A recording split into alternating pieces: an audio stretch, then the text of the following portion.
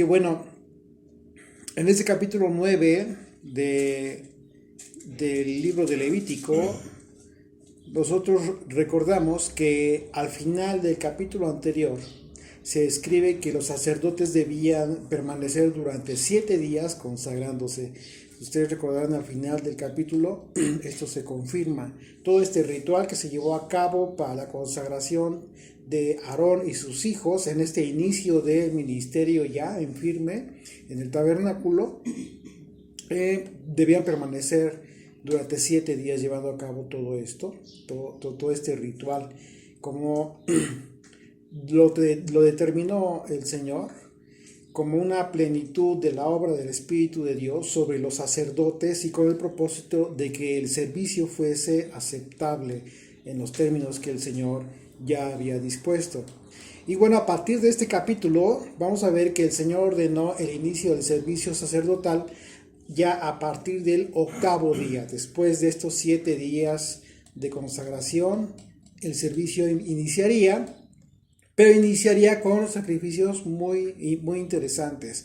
Acompáñenme en sus Biblias, por favor, a Levítico capítulo 9, desde el versículo 1. Dice: en el día 8º, Moisés llamó a Aarón y a sus hijos y a los ancianos de Israel. Este era el primer servicio que los sacerdotes realizarían bajo esta nueva investidura que el Señor les había dado. Y como vemos previamente, ellos llevaron a cabo un curso, podría decirse de esta manera, un curso completo acerca de todas las cosas que debían hacer en su servicio. En los estudios previos del libro de Éxodo, nosotros analizamos cómo fue que el Espíritu de Dios obró él de forma sobrenatural en todas aquellas personas que colaboraron en la construcción del del tabernáculo. Como en el caso específico de Bezalel, ustedes recordarán que independientemente de su destreza, Dios le dio un don especial con todo el propósito, un propósito exclusivo para la construcción de todos los elementos del tabernáculo que serían considerados como una cosa muy santa para el Señor. Y bueno, dice el versículo 2: y dijo Aarón: toma de la vacada un becerro para expiación y un carnero para holocausto sin defecto y ofrécelos delante del Señor. Como vemos, pues es bien importante que el mandamiento haga referencia a un becerro de expiación, de modo que al considerar las posibles razones por las que Aarón debía sacrificar este becerro para expiación, si hablamos que era el primer sacrificio, pues es el hecho de que en este preciso momento Aarón iniciaba ya una nueva etapa en su vida, nada más y nada menos que sirviendo en una condición de santidad absoluta, lo cual implicaba que en su caso debían agotarse los extremos de la condición apta para que Aarón no tuviera pecado pendiente por expiar. Es decir, vamos a darnos cuenta aquí que todavía el pecado del becerro de oro tendría todavía que ser expiado.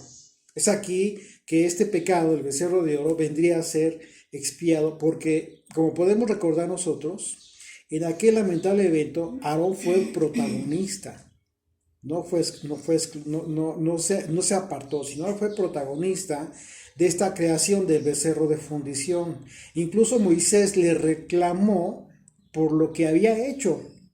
Recordemos este evento, acompáñenme en sus Biblias a Éxodo capítulo 32 y de los versículos 21 al 24 dice: y dijo a Moisés a Aarón: ¿qué te ha hecho este pueblo que has traído sobre él tan gran pecado? Y respondió Aarón: no se enoje mi señor, tú conoces al pueblo que es inclinado al mal. Porque me dijeron: haznos dioses que vayan delante de nosotros, porque a este Moisés, el varón que nos sacó de la tierra de Egipto, no sabemos qué le haya acontecido. Y yo les respondí: ¿quién tiene oro? Apartadlo. Y me lo dieron, y lo eché en el fuego, y salió este becerro. Se lee y pudiera entenderse como tratando de justificarse, ¿no? pero sabemos todos que no tenía ninguna justificación para esta abominación que llevaron a cabo delante del Señor. Así es que aquel pecado de idolatría tuvo una relación muy estrecha con la función, con la función que desempeñaría a partir de este momento Aarón. ¿Okay? Porque a partir de este momento el único altar al que serviría era el altar del Todopoderoso. Esta es la razón por la que en los capítulos previos, ustedes recordarán, se ordena a que Aarón y los sacerdotes, sus hijos, debían llevar a cabo sacrificios por el pecado de ellos y por el pueblo también. Lo que esto nos indica claramente que lo único que apartaba en condición de santidad a Aarón y sus hijos era la función sobrenatural de Dios sobre los sacerdotes. ¿Qué nos dice esto? Claramente, que independientemente del propósito y toda la intención que tenga el hombre, en su naturaleza está el pecado. Y lo único que te santifica es el Espíritu de Dios. Pero ¿cómo es esto? Bueno, ya lo hemos visto. El proceso tiene que ver en el momento en que tú te sometes al gobierno de Dios, como a través de, en el momento en que tú comienzas a conocer su ley, su gobierno, y comienzas a vivir conforme a sus mandamientos. Ese es el procedimiento aparentemente muy simple, muy sencillo, pero todos estamos en este proceso. Bajo esta consideración, podríamos entonces nosotros entender que este mandamiento dado a Aarón acerca del becerro para expiación cumpliría el propósito de concederle el perdón a Aarón por su participación en el pecado del becerro de oro. Qué interesante, ¿no? Verso 3 de Levítico 9 dice: y a los hijos de Israel hablarás diciendo: tomad un macho cabrío para expiación, y un becerro y un cordero de un año sin defecto para holocausto. En ese mismo sentido, al referirse a los hijos de Israel, los sacrificios descritos representan, por un lado, la alianza del pueblo con el Eterno, y por otro lado, la necesidad de perdón de Dios por los pecados que el pueblo había tenido en diversas ocasiones, que en su caso esto les permitiría confirmar la alianza con el Padre. Un aspecto fundamental que sellaría este importantísimo momento, porque en consecuencia del inicio del servicio sacerdotal, la gloria de Dios, vamos a verlo más adelante, se haría presente y visible a los ojos de todo el pueblo, como la Shekinah. Esta nube que se aparecería a todo el pueblo, cerrando el evento con un fuego que caería del cielo y que consumiría los holocaustos. Impresionante. Verso 4 de ahí de Levítico 9 dice: asimismo un buey y un carnero para sacrificio de paz que moléis delante del Señor, y una ofrenda amasada con aceite, porque el Señor se aparecerá hoy a vosotros. Aquí ya lo está anticipando. Dice: y llevarán lo que mandó Moisés delante del tabernáculo de reunión, y vino toda la congregación y se puso delante del Señor. Como vemos, el pueblo hizo en consecuencia lo que implicaba la ofrenda de paz. Es decir, el pueblo se acercó y se puso delante del Señor, como dice la Escritura, y el pueblo estaba entendido de lo que implicaban estos sacrificios de animales. Y por supuesto que el pecado era consciente, el pueblo era consciente de su necesidad de estos sacrificios para lograr en su momento la reconciliación con el Señor, con Dios, con el Padre Eterno. Continuamos ahí en el verso 6, dice: entonces Moisés dijo: esto es lo que mandó el Señor, hacerlo, y la gloria del Señor se os aparecerá.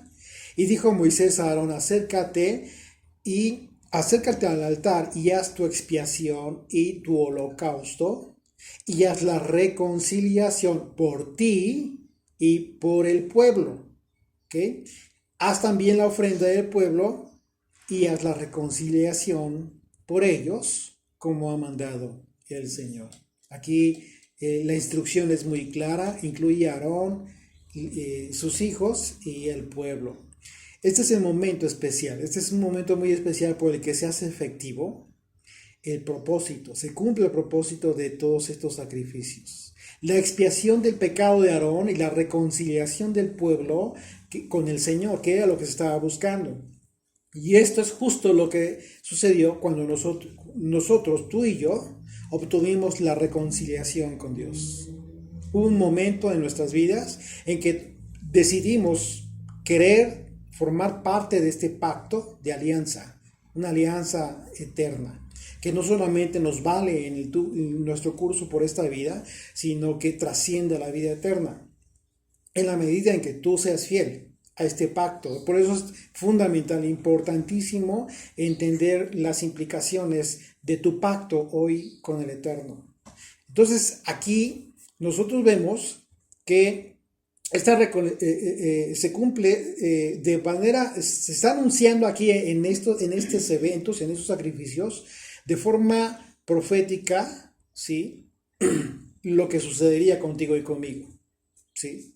Porque por causa de nuestro pecado, Yeshua fue ordenado para sacrificio, a fin de obtener la reconciliación, una reconciliación sin la cual no tendríamos esperanza de la salvación eterna. Acompáñenme por favor y vamos a confirmar esto en Romanos capítulo 5, por favor, en sus Biblias, de los versículos 6 al 11. Vamos a leer, dice: porque el Mesías, cuando aún éramos débiles, a su tiempo murió por los impíos. Ciertamente apenas morirá alguno por un justo. Con todo, pudiera ser que alguno osara morir por el pueblo. Mas Dios muestra su amor para con nosotros, en que siendo aún pecadores, Cristo murió por nosotros. Pues mucho más estando ya justificados por su sangre, es decir, ya una vez que estás en pacto con el Eterno, por él seremos salvos de la ira. Porque si siendo enemigos fuimos reconciliados con Dios por la muerte de su Hijo, mucho más estando reconciliados, por supuesto, seremos salvos por su vida. Y no solo esto, sino que también nos gloriamos en Dios por el Señor nuestro Jesucristo, nuestro Yeshua el Mesías, por quien hemos recibido ahora la reconciliación. ¿Te estás dando cuenta que el propósito de este evento de capítulo 9, que tenía el propósito de la reconciliación tanto de Aarón, sus hijos y el pueblo con el Eterno, al final de cuentas fue una sombra profética de lo que vendría a cumplir Yeshua? Es decir, que esta reconciliación que recibimos por medio del sacrificio de Yeshua ha tenido el propósito de recibir una estafeta. Imagínate que estás recibiendo tú una estafeta, y esa estafeta es nada menos que el Evangelio, mediante el cual al mismo tiempo que hemos sido reconciliados con el Padre, también recibimos una encomienda que consiste en transmitir el mensaje de la reconciliación. Lo que en palabras del apóstol Pablo refirió como un servicio. Te comprometes a cumplir con un servicio, es decir, el ministerio de la reconciliación. Acompáñenme, por favor, ahora a 2 de Corintios, capítulo 5, y vamos a leer de los versículos 17 al 21.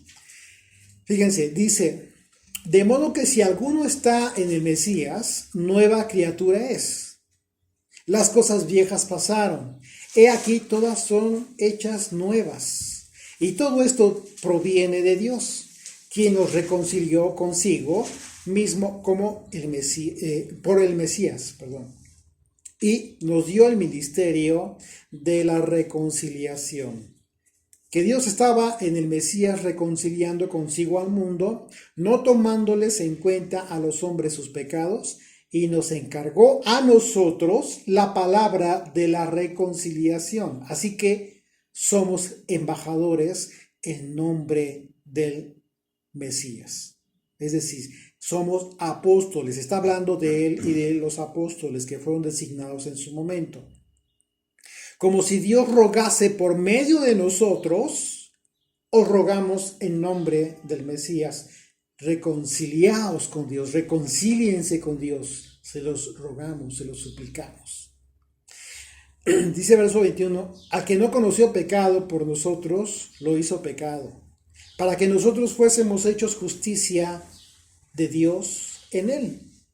Imagínate qué importante es esto, que este mismo ministerio de reconciliación, este servicio de reconciliación, si bien es cierto, fue dado a los apóstoles para que transmitieran este mensaje de salvación, el evangelio de Yeshua a todo el mundo, y que quedó en todas las cartas del Nuevo Testamento. Hoy tú y yo recibimos esta estafeta de la misma manera. Obviamente no te vas a designar a ti mismo como apóstol, porque no es así, pero si cumples con un propósito. En el momento que tú recibes el mensaje de reconciliación, de la posibilidad de reconciliarse con Dios, tú que ya lo has hecho, tienes la obligación, recibes esta responsabilidad y encomienda para transmitir este mismo mensaje a muchos que quizás ya lo están esperando. Así es que, como vemos, una vez más, el propósito de estos primeros sacrificios, como inicio del ministerio sacerdotal de Aarón y de sus hijos, vino a ser un paralelismo profético cumplido por el mismo Yeshua, que al ser él el sacrificio de la reconciliación, la ofrenda de paz y el holocausto de la expiación, hizo perfecta la reconciliación entre Dios y los hombres, habiendo dejado como herencia una enseñanza acerca de cómo transmitir ese mensaje de la reconciliación, el cual pues es el evangelio, un mensaje en las palabras que en el mensaje de las palabras del apóstol Pablo, nosotros transmitimos en un momento dado, dice el apóstol, rogando a las personas para que se reconcilien con Dios. Y esa debería ser la actitud correcta y el espíritu correcto en el momento que tú compartes la palabra, como rogando a las personas que se reconcilien con Dios. Como si fuese Dios mismo quien ruega para que se reconcilien con Él, en nombre de Yeshua, nuestro Mesías. Y continúa ahí, verso 20 de Corintios 5, dice, 2 de Corintios, así que somos embajadores en el nombre de Yeshua, del Mesías, como si Dios rogase por medio de nosotros, rogamos en nombre del Mesías, reconcíliense con Dios. Esta es la enseñanza que en estos sacrificios que Aarón y sus hijos llevaron a cabo, a fin de cambiar la condición del pueblo y alcanzar la paz con el Creador. Se estaba ordenando y se estaba llevando a cabo. Y regresamos a Levítico, allí Levítico 9, y continuamos desde el versículo 8. Dice, entonces se acercó Aarón al altar y degolló el becerro de la expiación, pues, que era por él. Y los hijos de Aarón le trajeron la sangre, y él mojó su dedo en la sangre y puso sobre ella los cuernos del altar y derramó el resto de la sangre al pie del altar. E hizo arder sobre el altar la grosura con los riñones y la grosura del hígado de la expiación, como el Señor había mandado a Moisés. Mas la carne y la piel las quemó al fuego fuera del campamento. Degolló asimismo el holocausto, y los hijos de Aarón le presentaron la sangre, la cual roció él alrededor sobre el altar. Después le presentaron el holocausto pieza por pieza, y la cabeza, y lo hizo quemar sobre el altar. Luego lavó los intestinos y las piernas y los quemó sobre el holocausto en el altar. Ofreció también la ofrenda del pueblo y tomó el macho cabrío que era para la expiación del pueblo y lo degolló y lo ofreció por el pecado como el primero. Entonces, como podemos observar, en este caso el procedimiento fue un poco diferente, si ustedes recordarán, del que se había de seguir posteriormente en los casos cotidianos, porque esta era la primera vez, la primera ocasión en que Aarón oficiaba en favor del pueblo. Regularmente la ofrenda por el pecado del pueblo consistía en un becerro, como lo podemos apreciar en Levítico 4. De hecho ya lo vimos, acuérdense, regresamos ahí nada más para recordar. Levítico 4, verso 14 dice: luego que llegue a ser conocido el pecado, que cometieren, la congregación ofrecerá un becerro por expiación y lo traerá delante del tabernáculo de reunión. Y en este caso su sangre debía ser llevada al primer compartimento del santuario, ¿sí? A diferencia de esta ocasión. Verso 17, y mojará el sacerdote su dedo en la misma sangre y rociará 7 veces delante del Señor hacia el velo. Y de aquella sangre pondrá sobre el cuerno del altar que está delante del Señor en el tabernáculo de reunión, y derramará el resto de la sangre al pie del altar del holocausto que está a la puerta del tabernáculo de reunión. Entonces, sin embargo, en este caso, la ofrenda por el pecado fue un macho cabrío, como se está describiendo en Levítico 9.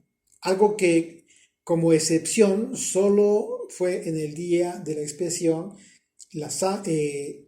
para la sangre en el día del perdón. Ustedes recordarán el capítulo 16 de Levítico se describe como una excepción, pero en los otros casos regularmente no.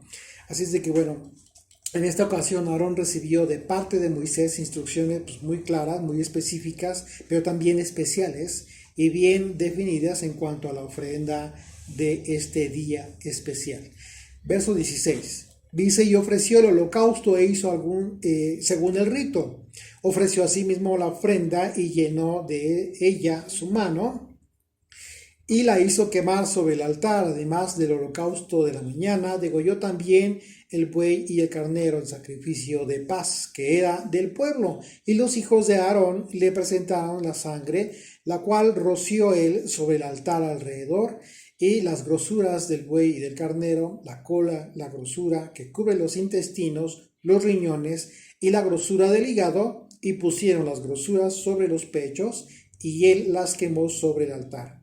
Pero los pechos con la espaldilla derecha los meció Aarón como ofrenda mecida delante del Señor. Recordarán que lo que hacía el sacerdote era mecerla como si fuera hacia los 4 puntos cardinales, como el Señor había mandado a Moisés. Y bueno, a continuación, el momento culminante con el que el Señor manifestaría al pueblo su gloria y su esplendor. Fíjense, verso 22. Después alzó Aarón sus manos hacia el pueblo y lo bendijo. Y después de hacer la expiación del holocausto y el sacrificio de paz, descendió del altar. Recordará que ya vimos este tema en donde ascendían unos escalones, había un escalón para subir al altar de los sacrificios. Y en ese momento desciende. Y bueno, y podemos nosotros imaginar ese momento de Aarón, ¿no? Como en la primera ocasión, imagínate que por fin el Señor está a punto de ratificar su ministerio, momentos después de haber tenido el honor de bendecir al pueblo, imagínate. Y bueno, en relación a esta bendición de Aarón, en Números capítulo 6, versículos 22 al 26, el Señor da un mandamiento para el sacerdote acerca de una bendición especial que debía dar al pueblo. Dice versículo 22 de número 6. El Señor habló a Moisés diciendo: habla a Aarón y a sus hijos y diles: así bendecirás a los hijos de Israel, diciéndoles: el Señor te bendiga y te guarde. El Señor haga resplandecer su rostro sobre ti y tenga de ti misericordia. El Señor alce sobre ti su rostro y ponga en ti paz. Una hermosa bendición, la famosa oración arónica. Y bueno, la escritura en este caso, para este entonces, no refiere que Aarón ya hubiese recibido este mandamiento acerca de esta oración especial. para bendecir al pueblo. Sin embargo, al ser una bendición que nació del corazón de Dios, para darla como mandamiento a los sacerdotes, podemos pensar que quizás así fue. Después de todo, el Espíritu de Dios ya estaba ungiendo el servicio de Aarón. Aunque hay quienes piensan que para este momento de Levítico 9, esta misma, no fue la misma bendición en esta primera ocasión. Y bueno, esto por supuesto que no implica ningún tipo de discusión, simple y sencillamente pudiéramos pensarlo de esta manera, porque efectivamente cronológicamente pues se describe hasta Levítico 6. Cronológicamente en nuestras escrituras, pero cronológicamente en cuanto a los acontecimientos sabemos que, y ya lo vimos en el capítulo anterior, no siempre era así, no siempre se describía la escritura, no tenemos los biblios como que en orden ni los capítulos. Sin embargo, nosotros vemos la gloria de Dios, vemos que no se manifestó, esto es muy importante, vamos a ver ahorita que esta gloria, esta Shekinah, no se manifestó al pueblo después de la bendición sacerdotal, sino que esto sería hasta un momento especial. Vamos a verlo ahorita, verso 23. Ok, ya bendijo Aarón al pueblo. Dice, verso 23, y entraron Moisés y Aarón en el tabernáculo de reunión, y salieron y bendijeron al pueblo, los dos. Y entonces sí, la gloria del Señor se apareció a todo el pueblo. ¿Te das cuenta? Un detalle interesante, porque la gloria de Dios solo se manifestó hasta que Moisés y Aarón salieron del tabernáculo bendiciendo al pueblo. Si tenemos presente la analogía sacerdotal profética, de acuerdo a los estudios que hemos tenido del Nuevo Testamento, recordemos que durante todo este tiempo Moisés era quien transmitía al pueblo las palabras de Dios, algo que en su tiempo cumplió fielmente Yeshua, porque él dijo que sus palabras no eran de él. ¿Qué dijo? Que sus palabras eran del Padre que le envió para transmitírnoslas a nosotros. En esas condiciones Moisés fue la sombra profética de Yeshua. Por otro lado, estamos hablando de los dos hermanos, Moisés y Aarón. Y por otro lado, sabemos bien que la carta a los hebreos, que hoy tenemos, por la carta a los hebreos sabemos que hoy tenemos un gran sumo sacerdote, que sirve en el tabernáculo celestial, Yeshua, y que efectivamente podemos deducir que Aarón fue la sombra profética, porque Aarón fue el sumo sacerdote de Yeshua, la sombra profética de Yeshua como sumo sacerdote. Viendo este panorama profético podemos imaginarnos estos dos hermanos, a Moisés y Aarón, que ejercieron en su momento el ministerio que ejercería Yeshua.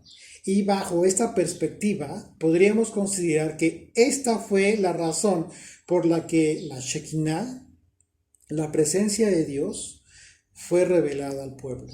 Pero hasta el momento en que los dos hermanos bendijeron al pueblo, como una clara representación de que el servicio de Moisés y Aarón serían revelados al pueblo de Dios siglos después de la revelación de la revelación de Jesucristo como el Mesías y Salvador de Israel.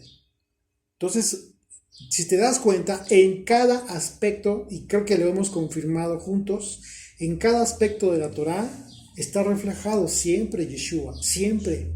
Y ese es tu propósito y mi propósito de analizar y de estudiar la Escritura bajo esa perspectiva, bajo ese filtro. No bajo el filtro ni la perspectiva personal de nadie, no, sino la perspectiva del propio ministerio de Yeshua.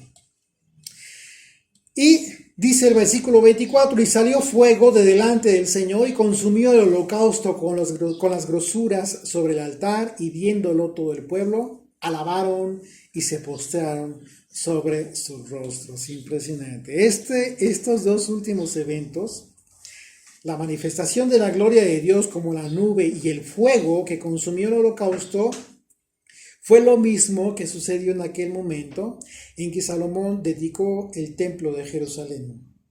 Recordemos aquel momento. Por favor, acompáñenme ya para terminar. Acompáñenme, por favor, a Segunda de Crónicas.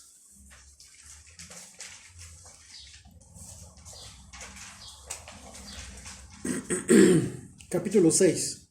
Vamos a leer desde el versículo 1, por favor.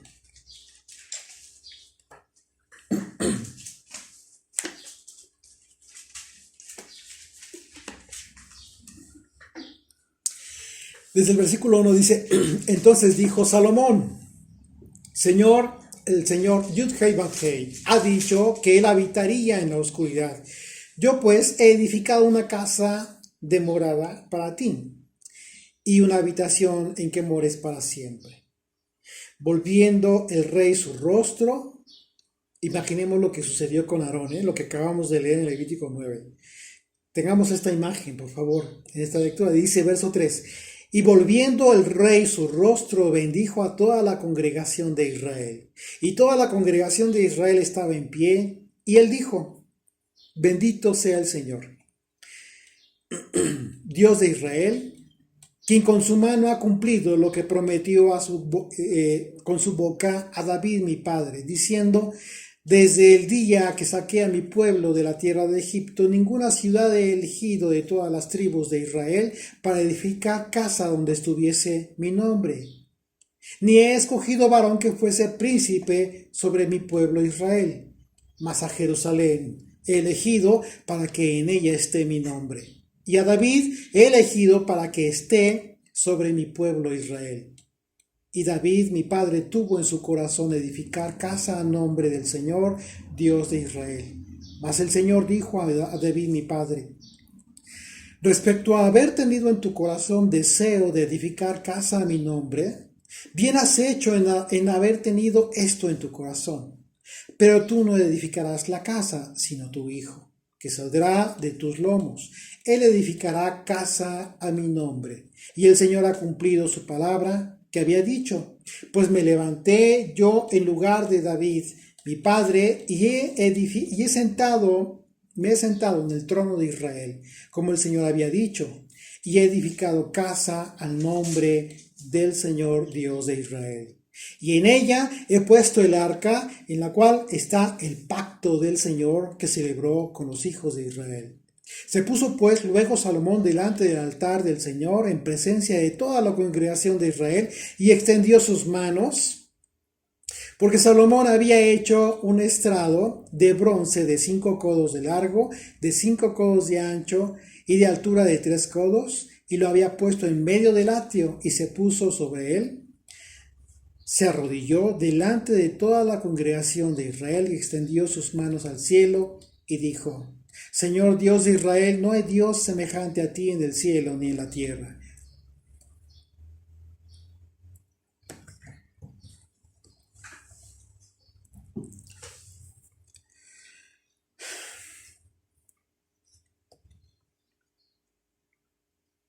Perdón.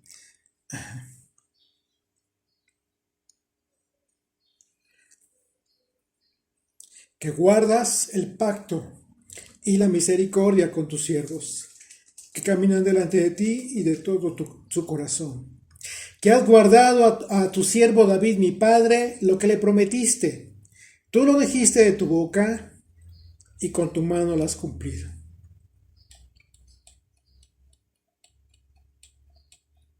Como se ve en este día. Ahora pues, Señor Dios de Israel, cumple a tu siervo David, mi padre, lo que le has prometido, diciendo: no faltará de ti varón delante de mí que se siente en el trono de Israel, con tal que tus hijos guarden su camino, andando en mi ley.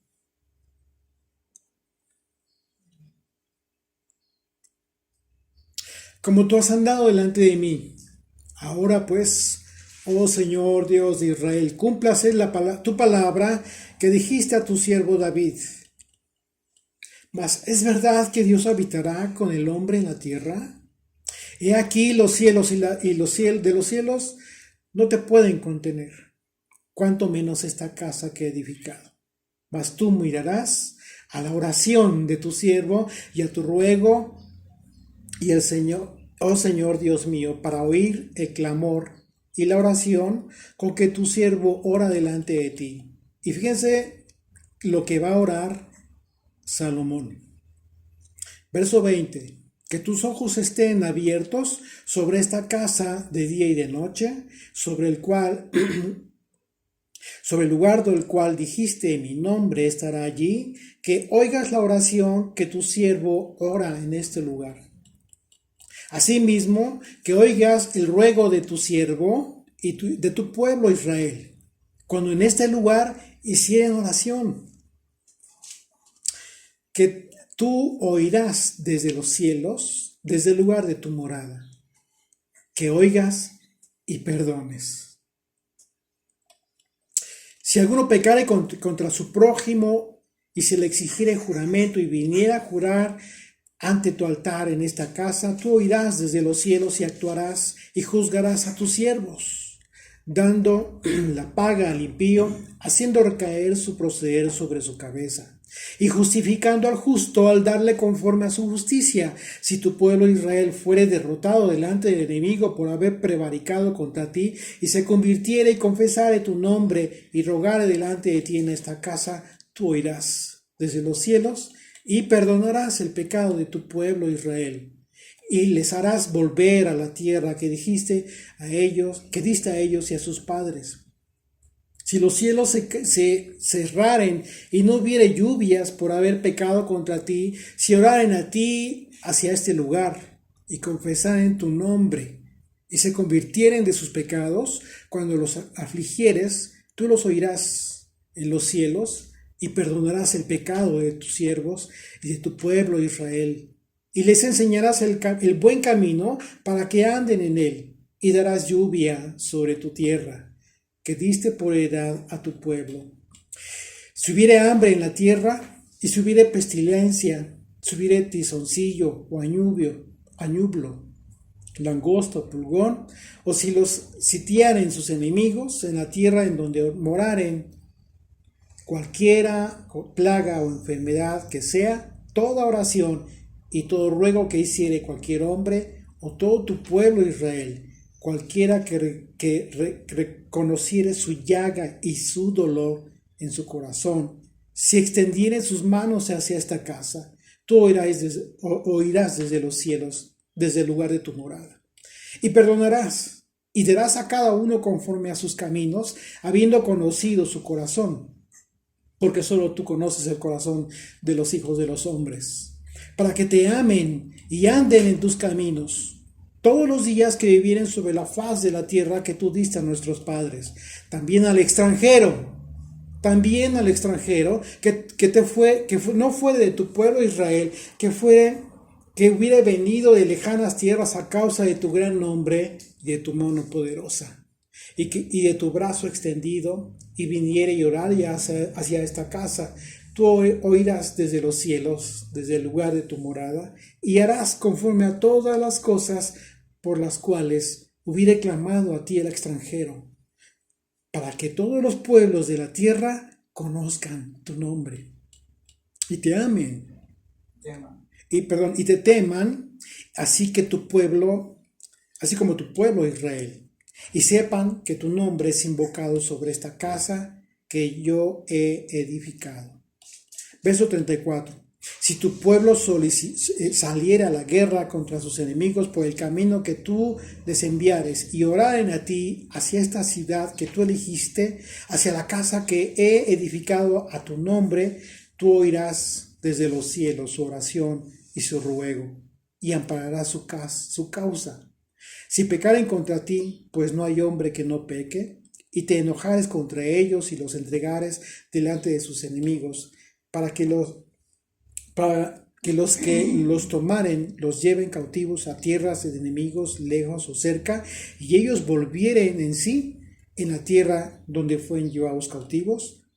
Si se convirtieren y oraren a ti en la tierra de su cautividad y dijeren, pecamos, hemos hecho inicuamente, impíamente hemos hecho, si se convirtieren a ti de todo su corazón y de toda su alma en la tierra de su cautividad, donde los hubieran llevado cautivos y oraran hacia la tierra que tú diste a sus padres, hacia la tierra que tú elegiste y hacia la casa que he edificado a tu nombre, tú oirás desde los cielos, desde el lugar de tu morada, su oración y su ruego, y ampararás su causa y perdonarás a tu pueblo que pecó contra ti. Ahora pues, oh Dios mío, te ruego que estén abiertos tus ojos y atentos tus oídos a la oración en este lugar. Oh Señor Dios, levántate ahora para habitar en tu reposo. Tú y el arca de tu poder, oh Señor Dios, sean vestidos de salvación tus sacerdotes y tus santos se regocijen en tu bondad. Señor Dios, no rechaces a tu ungido.